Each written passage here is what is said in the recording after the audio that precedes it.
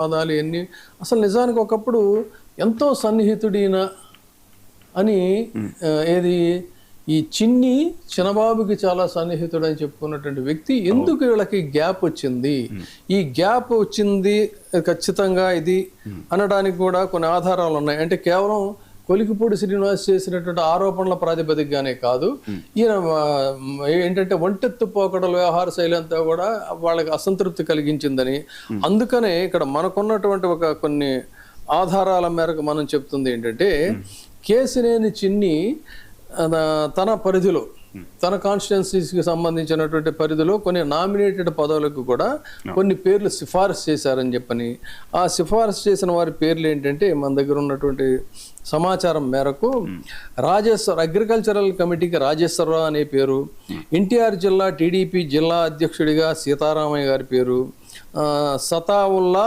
ఆశ Vijayawada east సెంటర్లో నందిగామలో ఈ పేర్లు, ఇలాంటి పేర్లు కొన్ని ఈయన సజెస్ట్ చేస్తే అసలు ఈయన ప్రమేయం లేకుండానే మొత్తం నామినేటెడ్ పోస్టులన్నీ ఇచ్చారని చెప్పని, ఇదే హైకమాండ్తో ఈయన గ్యాప్కి ప్రధానమైనటువంటి నిదర్శనం అని చెప్పని టీడీపీలో ఉన్నటువంటి వర్గాలే చెబుతున్నటువంటి మాట.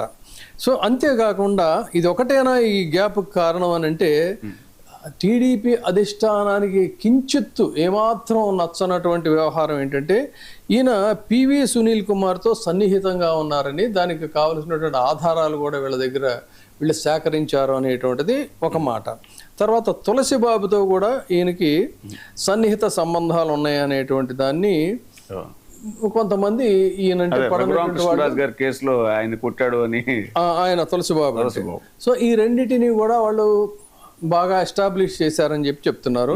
తర్వాత చిన్ని పరిధిలో 18 శాండ్ మైనింగ్స్ ఆయన కంట్రోల్లో ఉన్నాయని, గ్రావెలు, తర్వాత లిక్కర్ మాఫియా కూడా ఈయన కనుసన్నల్లో కొంత నడుస్తుందని, ఇలాంటి ఆరోపణలన్నీ కూడా ఉన్నాయి. కొలికిపూడి శ్రీనివాసరావు చేసింది కూడా మనం విన్నాం చాలాసార్లు వివిధ సందర్భాల్లో.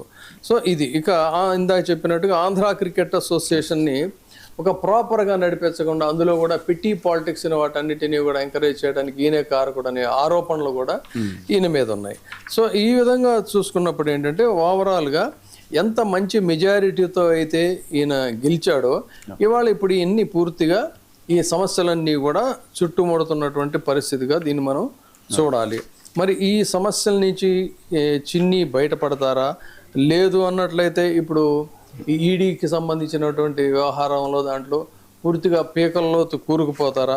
అదే కనుక జరిగితే ఇప్పుడు భవిష్యత్తు ఏంటి విజయవాడ రాజకీయాల్లో?